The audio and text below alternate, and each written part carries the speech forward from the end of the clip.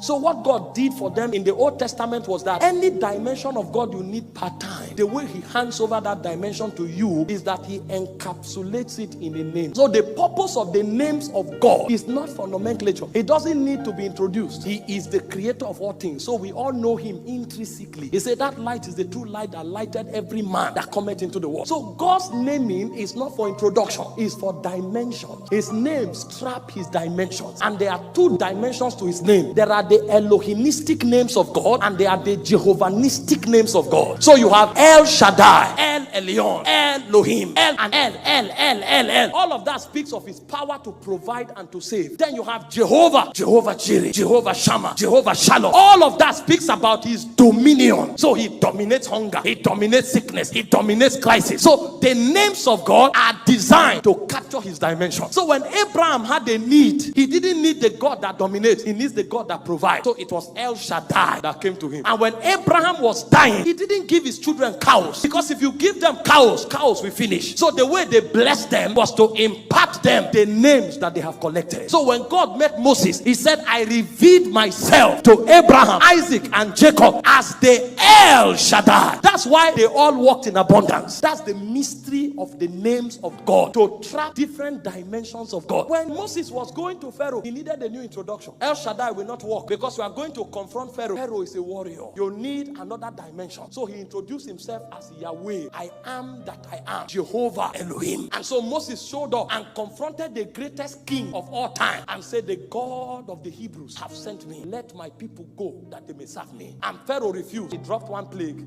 He refused. He dropped another plague. The last time Moses showed up, you know what Moses told Pharaoh? You will not see me again. That means it's an honor for you to see me, because he came in the name of the Almighty, the Sabaoth. He came in the name of the warrior, the King of Kings, the Lord of Lords. And Pharaoh thought it was a joke. That night, every firstborn son, both of man or beast, died. And Pharaoh said, go tell him to carry all the Israelites and their cattle and everything out. When they were going, Pharaoh now thought it was a mistake and started running. And Moses went to God, please save us. Shut up.